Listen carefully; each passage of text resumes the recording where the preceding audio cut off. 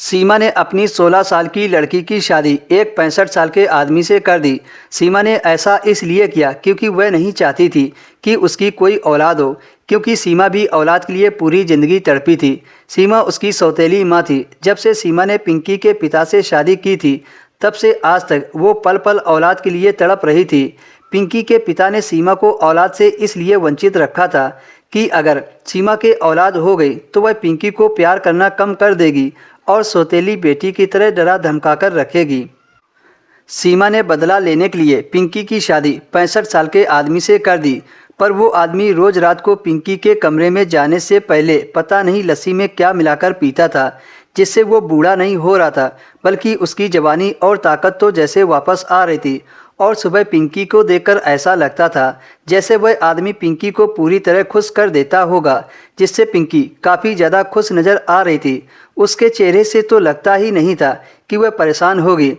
शायद इसके पीछे की वजह वह लस्सी का गिलास था जो पिंकी का बूढ़ा पति रोज़ रात को लस्सी में कुछ मिलाकर पीता था।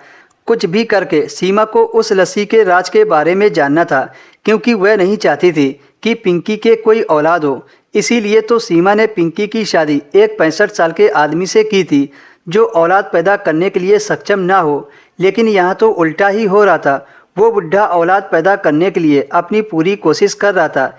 एक दिन सीमा ने एक गिलास लस्सी पहले ही बनाकर रख ली, ताकि जब वो लस्सी बनाए तो वह चुपके से लस्सी का गिलास बदल दे।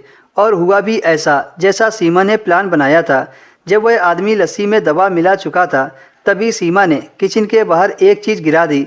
आदमी जैसे ही बाहर निकलकर देखने के लिए आया, तो सीमा ने जल्दी से जाकर गिलास बदल दिए।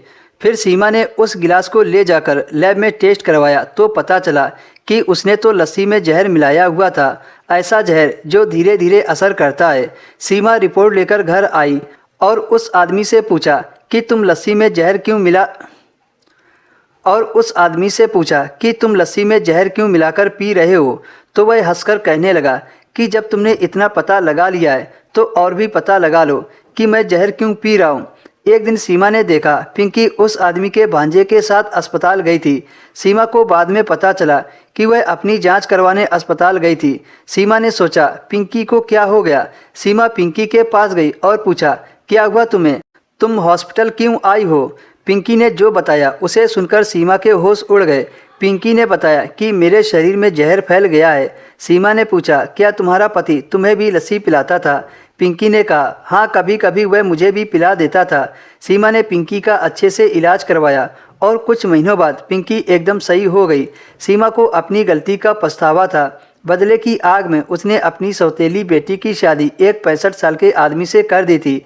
अब सीमा पिंकी को अपनी ही बेटी मानने लगी थी और 2 साल बाद एक अच्छा सा लड़का देकर उसकी शादी अच्छे घर में कर दी।